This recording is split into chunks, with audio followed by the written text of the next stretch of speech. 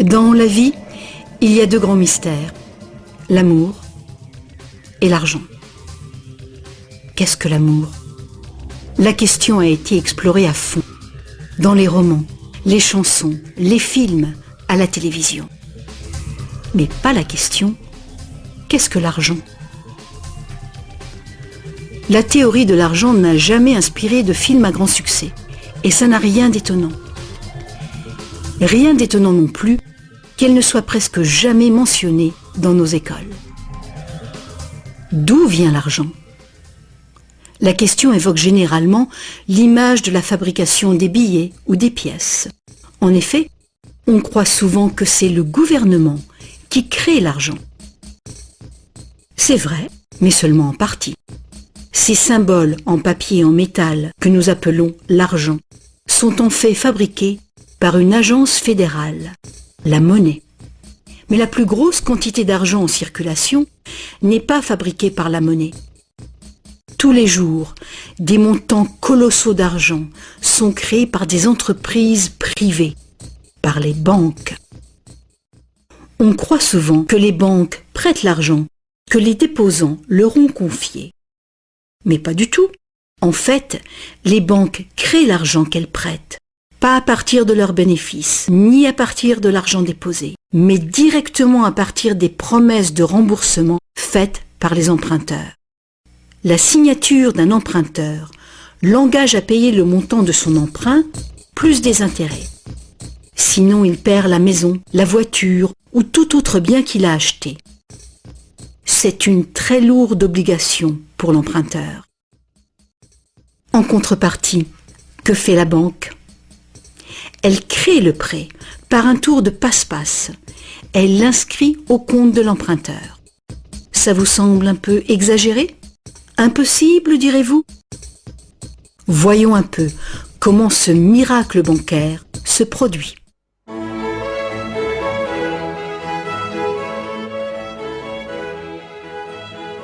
Au fil de l'histoire, l'argent a pris bien des formes.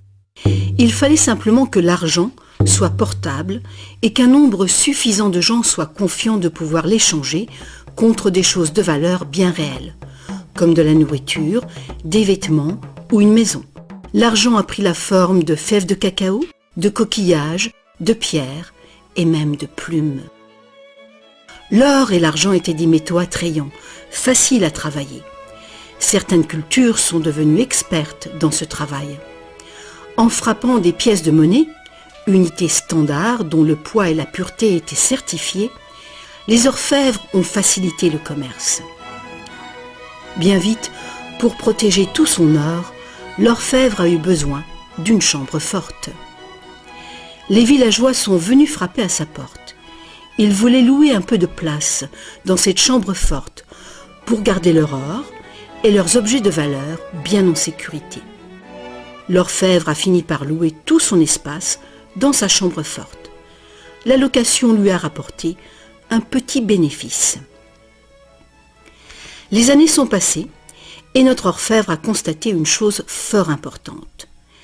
Les déposants venaient rarement chercher leurs pièces d'or et ils ne venaient jamais tous en même temps. Il faut dire que les reçus faits par l'orfèvre étaient utilisés sur le marché comme s'ils étaient véritablement l'or qu'ils représentaient. Cet argent papier était plus pratique que les lourdes pièces et les montants pouvaient tout simplement être écrits au lieu d'être comptés laborieusement. Entre-temps, l'orfèvre a commencé une autre affaire. il s'y met à prêter son or en demandant des intérêts. Comme les reçus devenaient de plus en plus acceptés à titre de paiement, les emprunteurs ont demandé leur emprunt sous cette forme. Et comme l'industrie prenait de l'expansion, de plus en plus de gens ont demandé des prêts à l'orfèvre. Alors, l'orfèvre a eu une idée plus géniale encore. Il savait que ses déposants venaient rarement chercher leurs pièces d'or. Il a donc pensé qu'il pouvait faire des prêts couverts par l'or de ses déposants. Aussi longtemps que les emprunts seraient remboursés, les déposants n'en sauraient rien. Et l'orfèvre, maintenant plus banquier qu'artisan, ferait de gros bénéfices.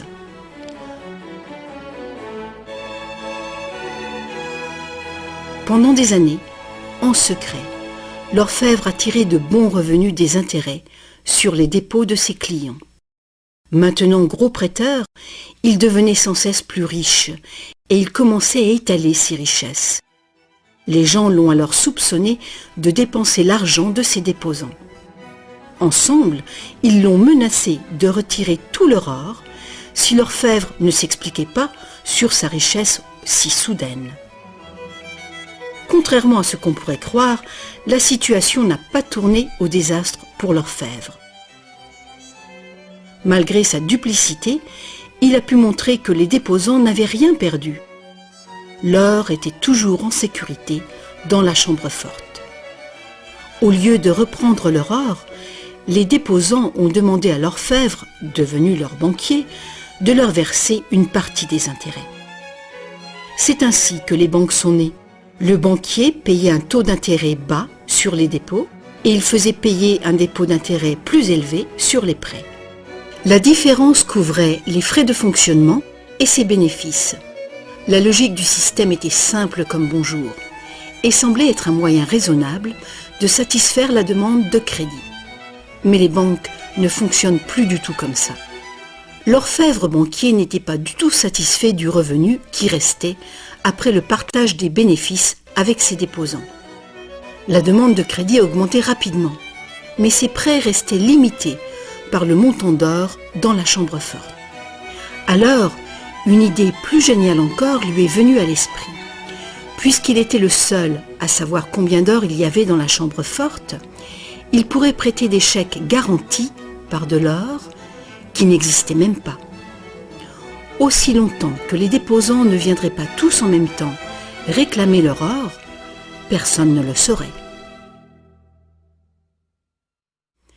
Ce nouvel arrangement fonctionnait à merveille et le banquier est devenu immensément riche avec les intérêts payés sur de l'or inexistant.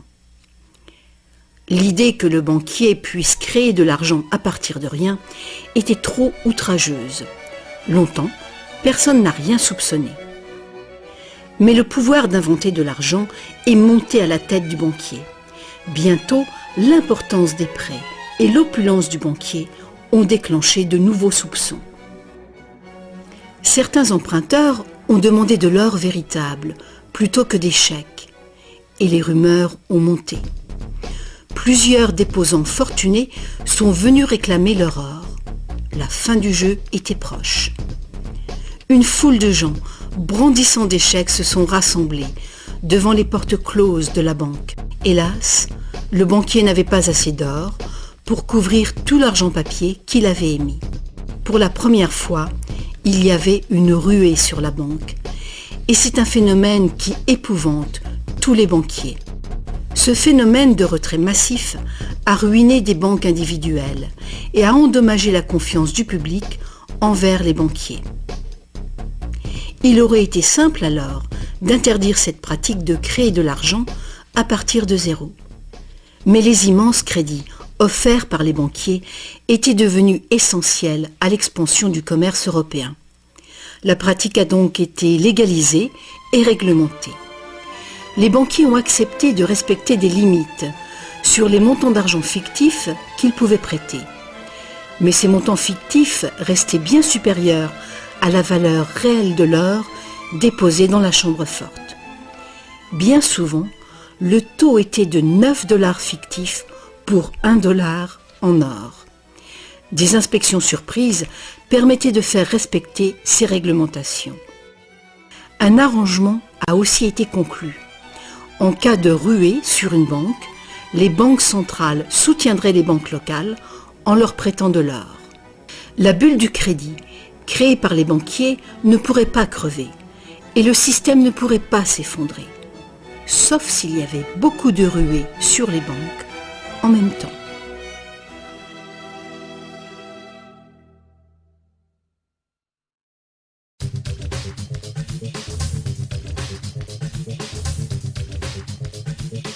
Petit à petit, le système de réserve fractionnelle, soutenu par une banque centrale, est devenu le système monétaire dominant dans le monde.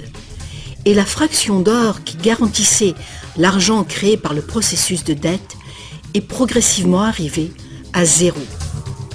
La nature même de l'argent a changé. Autrefois, un dollar en papier était en fait un reçu avec lequel on pouvait réclamer un poids fixe d'or ou d'argent.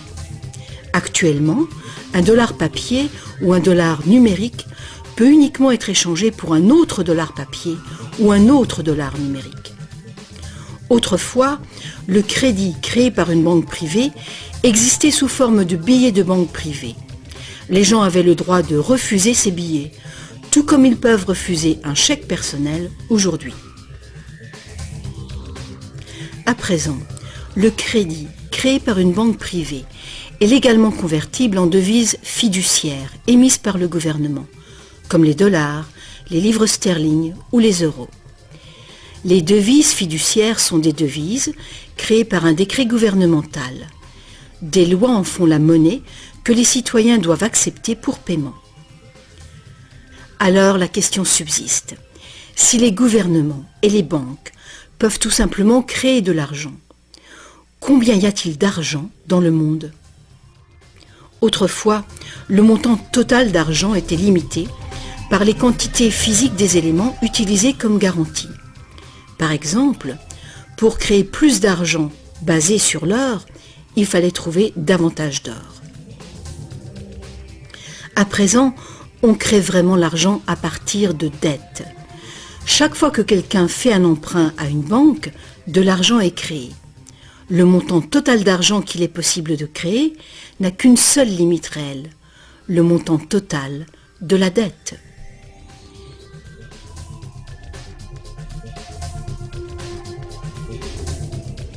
Les gouvernements placent une limite légale sur la création d'argent fictif en imposant des règles sur les obligations de réserve fractionnelles. Mais ces obligations sont fondamentalement arbitraires. Elles varient d'un pays à un autre, d'une époque à une autre. Longtemps, il a été commun d'exiger que les banques aient au moins $1 en or en réserve pour garantir $10 d'argent-dette. Aujourd'hui, les ratios de réserve minimale ne s'appliquent plus du tout au rapport entre argent nouvellement créé et or en dépôt. Elles s'appliquent uniquement au rapport entre argent nouvellement créé et argent existant. Aujourd'hui, les réserves d'une banque sont faites de deux choses. Le montant en devises bien réelles qu'elle a déposé à la banque centrale et le montant total de son argent-dette. Petite illustration.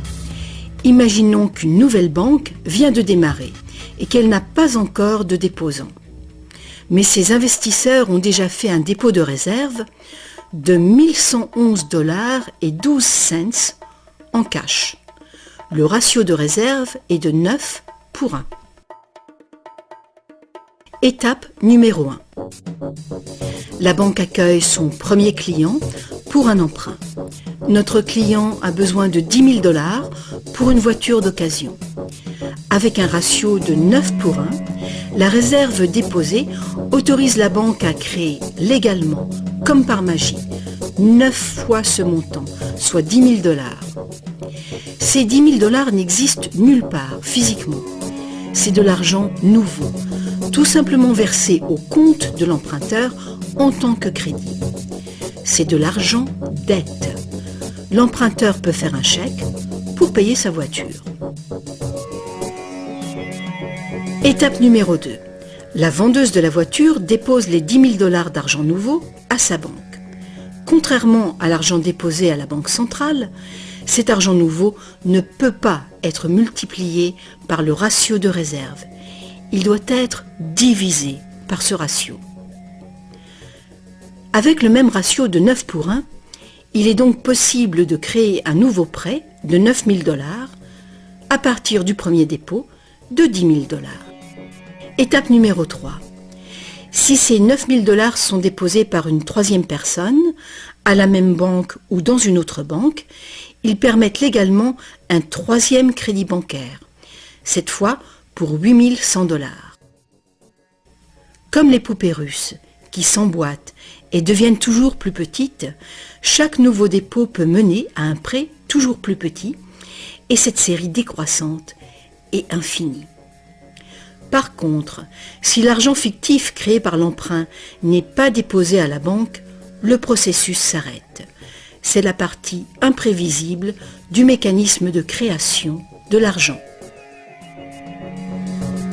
Mais le plus probable, c'est qu'à chaque étape, le nouvel argent sera déposé à la banque et que le processus se répétera bien des fois, et que finalement, presque 100 000 $ d'argent nouveau sera créé.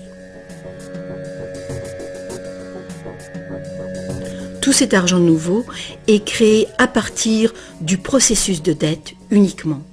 Et tout ce processus est légalement autorisé par le petit dépôt de réserve initial de 1 111 $ et 12 cents qui demeure intouché à la Banque centrale. Autre facteur important. Avec ce système ingénieux, les registres de chacune des banques doivent montrer que la banque a 10% de plus en intérêt qu'en prêt. C'est donc un incitatif très fort pour une banque de solliciter des dépôts afin de pouvoir prêter davantage. Tout ceci crée l'idée fausse que l'argent vient des dépôts.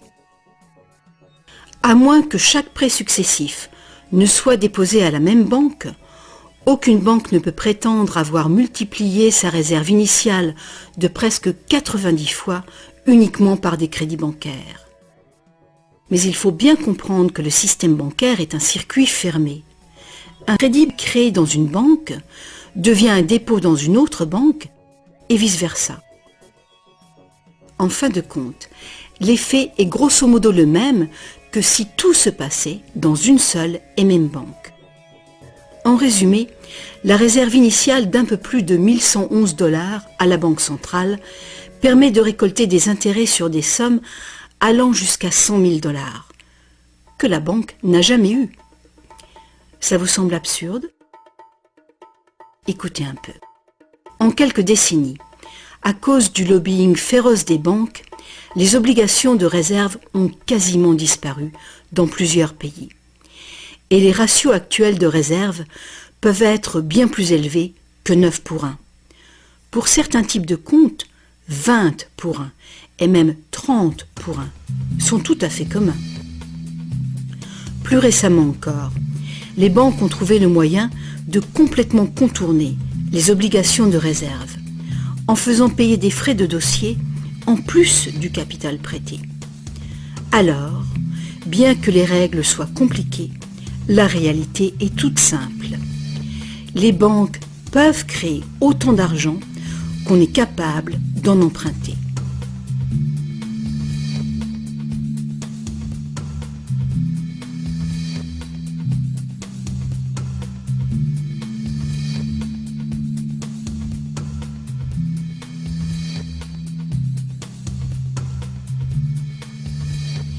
En dépit des images qu'on nous montre, l'argent créé par le gouvernement représente en général moins de 5% de l'argent en circulation. Aujourd'hui, plus de 95% de l'argent a été créé par quelqu'un qui a signé une reconnaissance de dette à une banque. Ces crédits bancaires apparaissent et disparaissent en quantité phénoménale tous les jours, au fur et à mesure que des prêts sont accordés ou remboursés.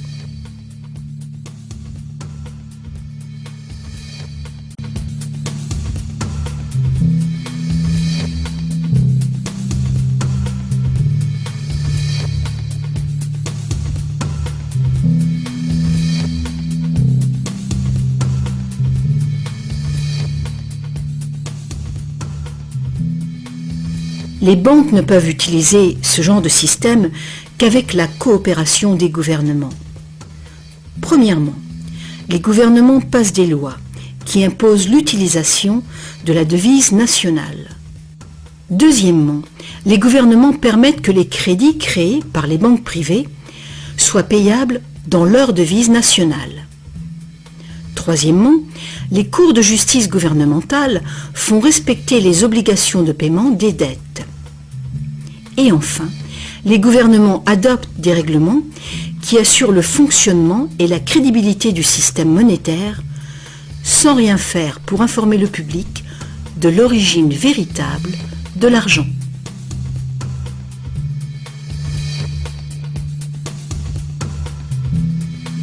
La simple vérité, c'est que quand on signe les papiers d'un emprunt ou d'une hypothèque, la seule chose réelle est notre reconnaissance de dette.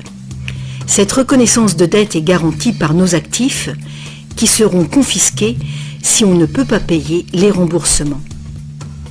Pour toute personne qui croit que nous allons honorer notre promesse, cet accord de prêt ou d'hypothèque est maintenant un papier échangeable et vendable.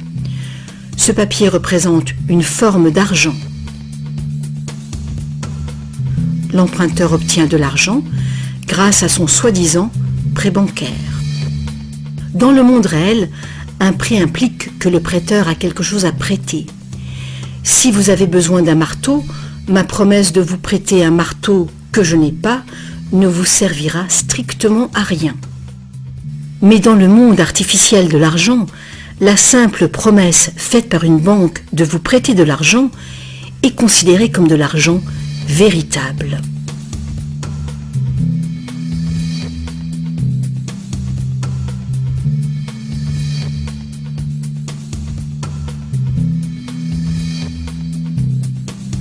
Ici encore, la vérité est simple.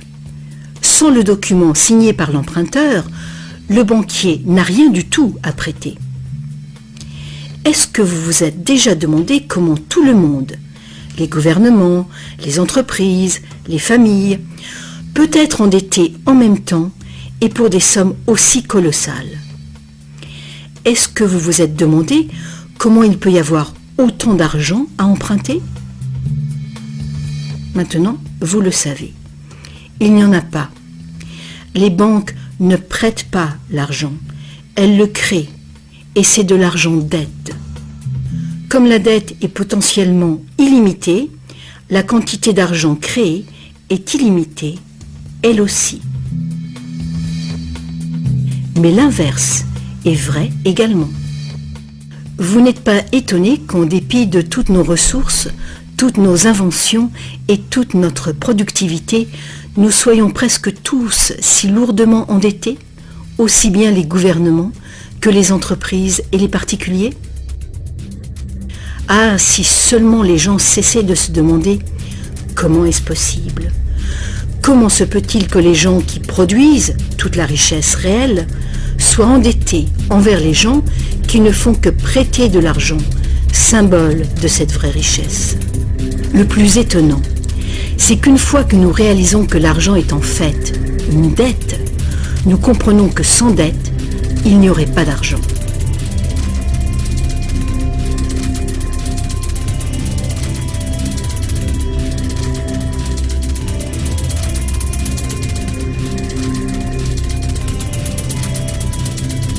Si toute cette explication est nouvelle pour vous, rassurez-vous, vous n'êtes pas seul. Beaucoup de gens s'imaginent que si toutes les dettes étaient payées, la situation économique irait beaucoup mieux. C'est sûrement vrai au niveau individuel. Quand on a remboursé ses prêts, on a davantage d'argent à dépenser. Mais il est faux de croire que s'il n'y avait plus de dettes, il y aurait davantage d'argent à dépenser. En fait, c'est tout le contraire. Sans dette, il n'y aurait pas d'argent du tout. Alors, vous voyez, nous dépendons complètement du renouvellement continu du crédit bancaire. Pas de prêt, pas d'argent. C'est exactement ce qui s'est passé durant la Grande Dépression.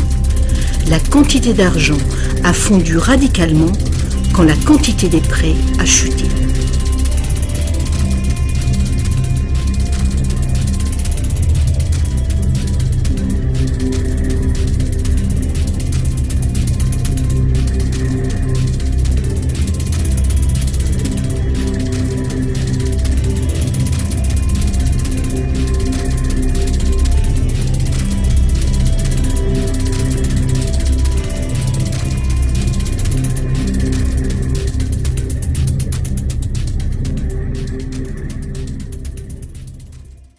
Il faut bien souligner que les banquiers créent uniquement le montant du principal.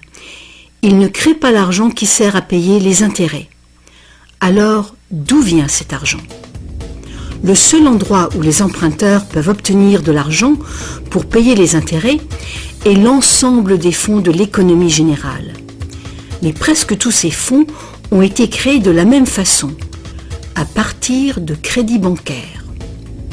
Donc partout, il y a des emprunteurs qui se trouvent dans la même situation. Ils cherchent désespérément l'argent pour rembourser le principal et les intérêts dans une réserve globale d'argent qui ne contient que le principal. Il est tout à fait impossible pour tout le monde de payer le principal plus les intérêts, car l'argent des intérêts n'existe pas. Une formule mathématique simple le montre.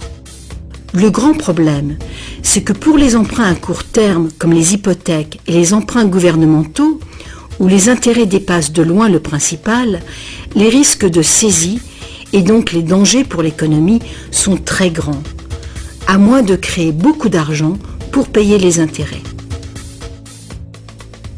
Pour que la société continue de fonctionner, le taux des saisies doit rester bas.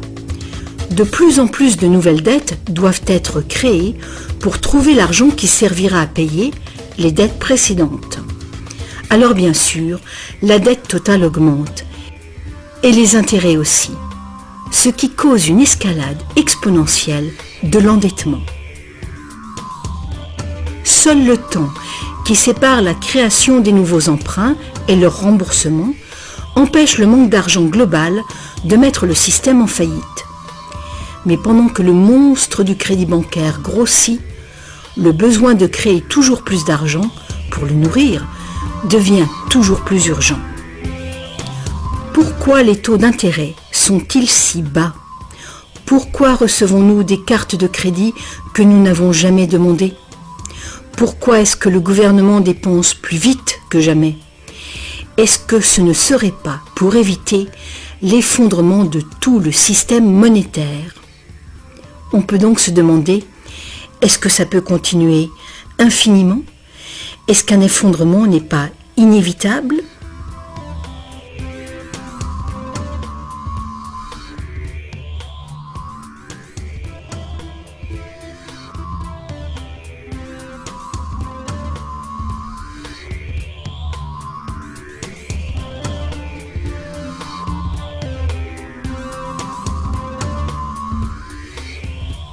L'argent facilite la production et le commerce. Quand la quantité d'argent augmente, l'argent perd progressivement de sa valeur. C'est l'inflation. À moins que le volume de production et de commerce dans le monde réel augmente proportionnellement pour compenser cette augmentation. Ajoutez à cela que quand on parle d'une croissance économique de 3% par an, par exemple, on pourrait croire que c'est un taux constant. Eh bien pas du tout. Les 3% de cette année représentent plus de matériaux, plus de produits, plus de services que les 3% de l'année précédente, car il s'agit de 3% d'un nouveau total. Ce n'est donc pas une ligne plate, continue, mais une courbe exponentielle de plus en plus raide. Le véritable problème est qu'une croissance perpétuelle de l'économie réelle exige une escalade perpétuelle de la consommation des ressources et de l'énergie.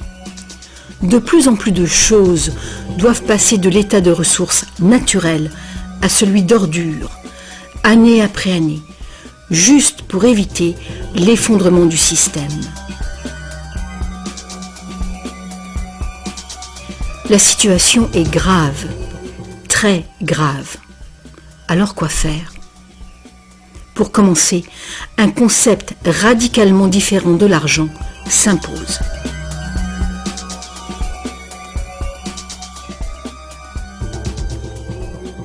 Le temps est venu pour les gens de se poser 4 questions simples et de les poser à leur gouvernement.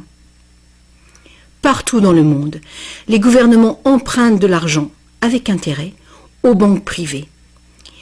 La dette gouvernementale est une composante majeure de la dette globale. et une énorme partie de nos taxes va au paiement de cette dette.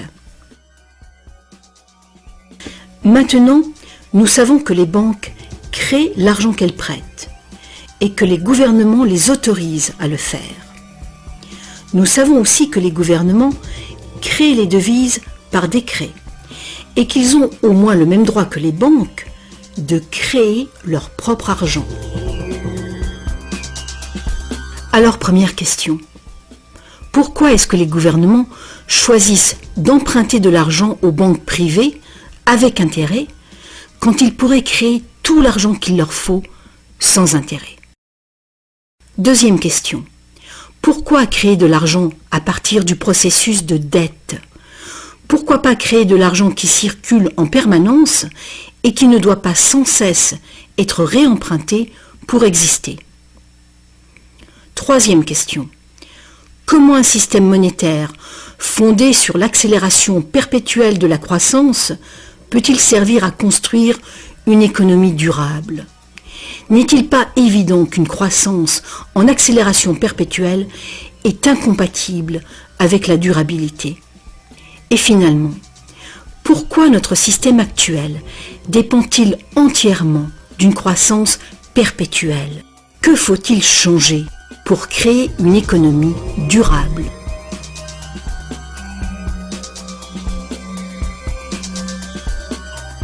À une certaine époque, faire payer un intérêt quelconque sur un emprunt était qualifié d'usure et était passible de sanctions très sévères, allant jusqu'à la peine de mort.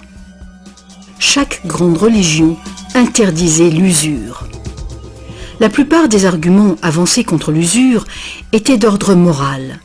La seule finalité légitime de l'argent était de faciliter les échanges de biens et de services réels. Toute tentative de gagner de l'argent avec de l'argent était considérée comme un mal, ou même comme un vol. Mais comme les besoins de crédits commerciaux augmentaient, les arguments moraux ont fini par céder. On en est venu à dire que prêter de l'argent constituait un risque pour le prêteur et qu'il était donc justifié de faire des profits sur un prêt.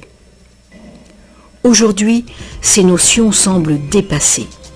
Faire de l'argent avec de l'argent est considéré comme un idéal à poursuivre. Pourquoi travailler si on peut faire travailler son argent pour soi? Ceci dit, quand on parle d'avenir durable, il est clair que faire payer des intérêts constitue un problème d'ordre moral et d'ordre pratique. Imaginons une société capable de durer des siècles parce qu'au lieu de piller ses ressources, elle consomme uniquement ce qu'il lui faut dans l'immédiat. On ne coupe pas plus d'arbres qu'il n'en pousse. Toute l'énergie est renouvelable, solaire, gravitationnelle ou géothermique, magnétique ou autre. Cette société vit dans les limites de ses ressources non renouvelables en réutilisant et en recyclant tout. Et la population n'augmente pas en nombre.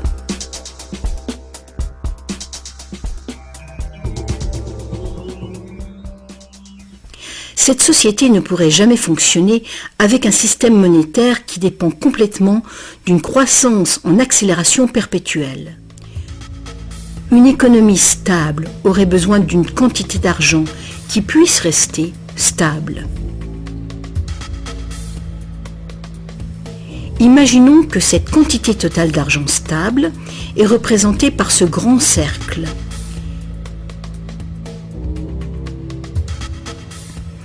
Imaginons aussi que les prêteurs doivent vraiment avoir de l'argent à prêter. Si des prêteurs, à l'intérieur de ce cercle, commencent à prêter de l'argent avec intérêt, leur part d'argent va s'agrandir. S'ils continuent de prêter, toujours avec intérêt, l'argent remboursé, quel sera le résultat? Que l'argent vienne de l'or, d'un décret gouvernemental ou d'une dette, les prêteurs vont s'accaparer la totalité de l'argent. Et après toutes les saisies, toutes les faillites, ils seront propriétaires de tous les biens immobiliers. Pour régler ce problème, il faudrait que les gains résultant des prêts avec intérêt soit distribuée également parmi la population. Une taxation lourde des bénéfices bancaires pourrait être une solution. Mais alors, quel intérêt les banques auraient-elles d'être en affaires? Si nous pouvions un jour nous libérer de cette situation, nous pourrions imaginer les banques comme des services sans but lucratif, qui travailleraient au service de la société. Les banques verseraient des dividendes universels aux citoyens ou prêteraient carrément sans intérêt du tout.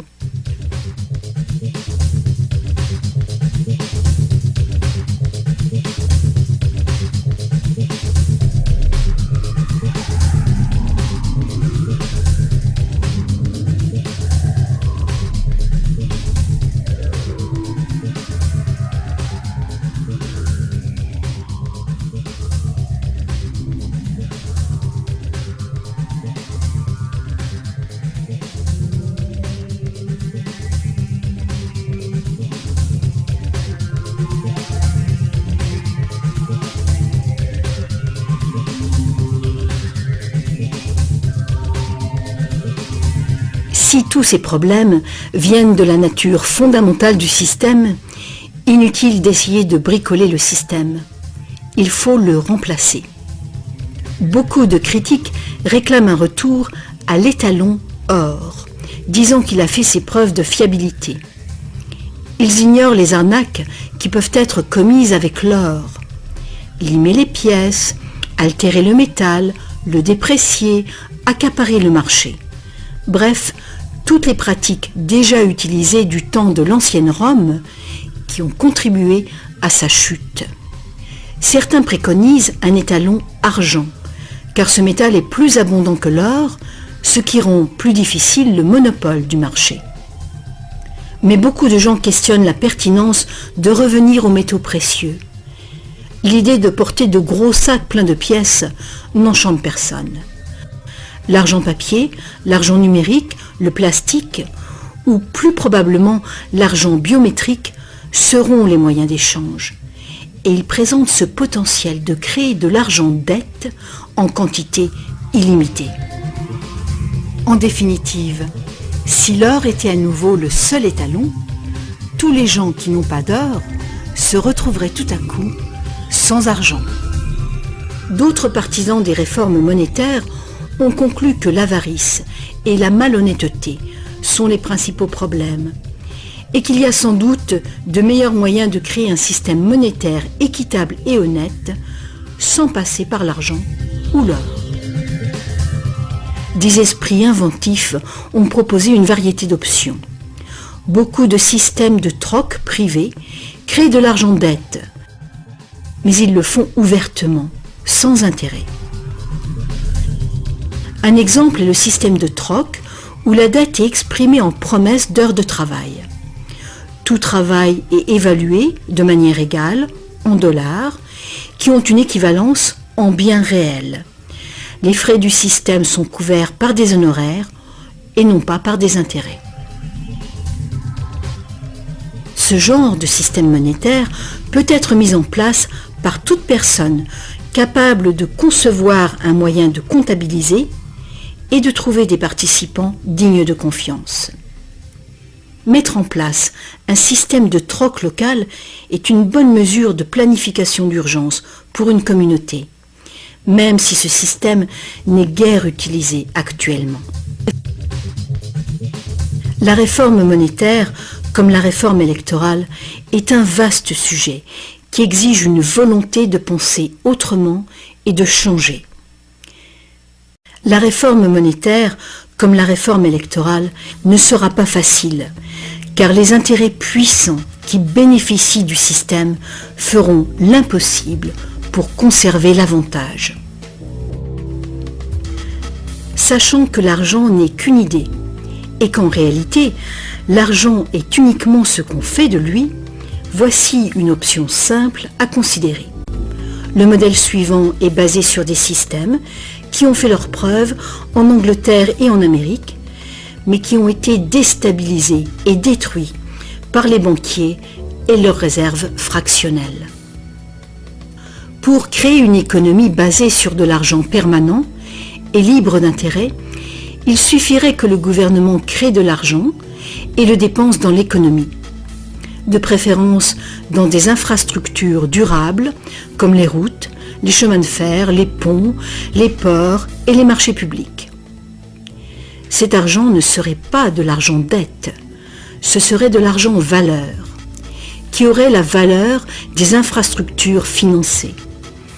Si ce nouvel argent facilitait une croissance proportionnelle du commerce, il ne causerait pas d'inflation du tout.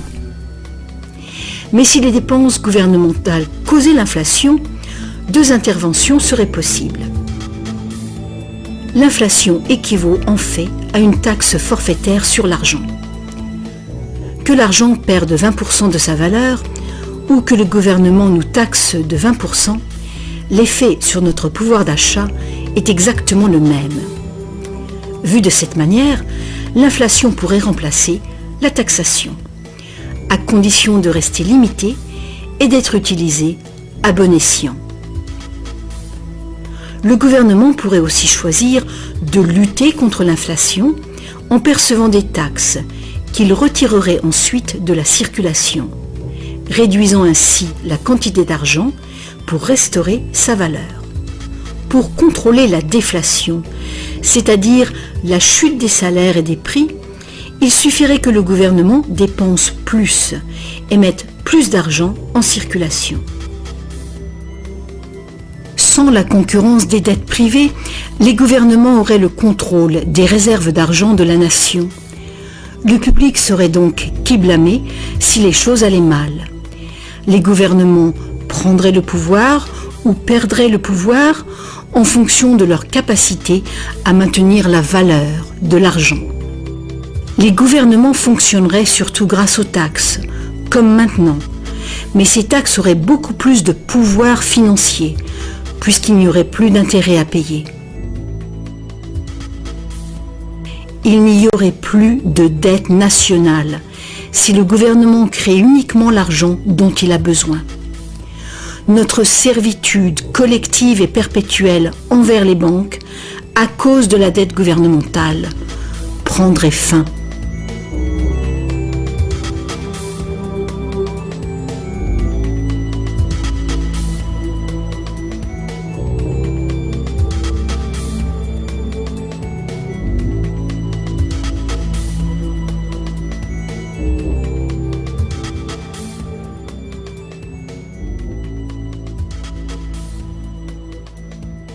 On nous a trompés. Ce qu'on appelle démocratie et liberté sont devenus en réalité une forme ingénieuse et invisible de dictature économique. Aussi longtemps que notre société dépendra du crédit bancaire pour son apport d'argent, les banquiers continueront de décider qui reçoit de l'argent ou pas.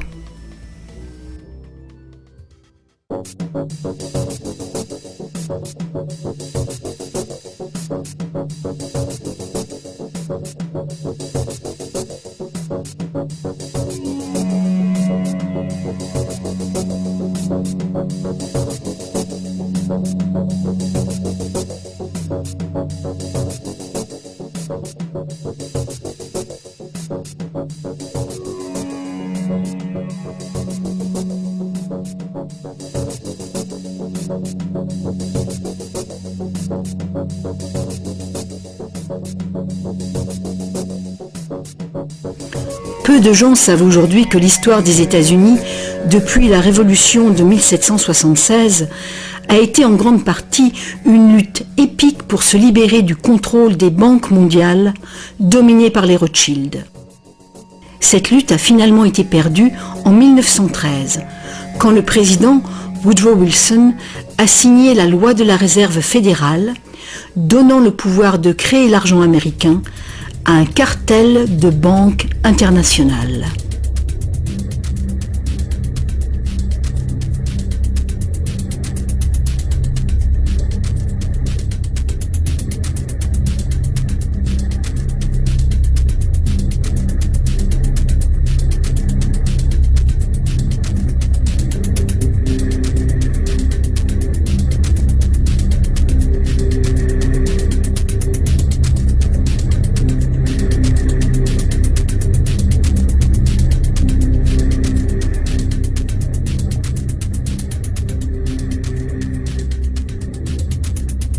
Le pouvoir de ce système est profondément ancré et le silence des médias et du monde de l'éducation à ce sujet est profond, lui aussi.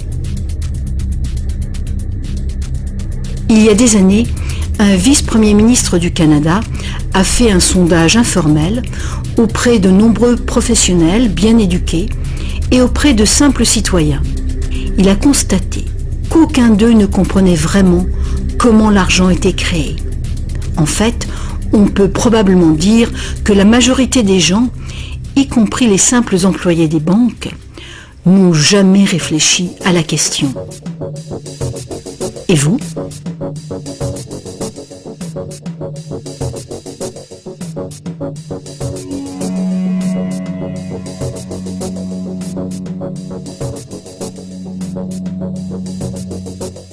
Le système moderne de l'argent-dette est né il y a un peu plus de 300 ans, quand la première banque d'Angleterre a été créée par une charte royale, lui autorisant des prêts fractionnels de dépôt d'or au ratio de 2 pour 1.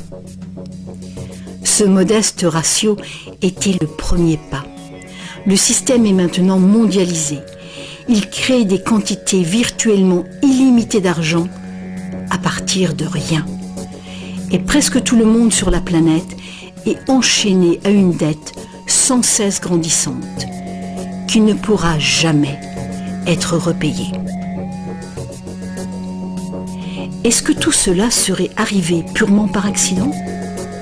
Ou est-ce qu'il y a conspiration? De toute évidence, l'enjeu est considérable.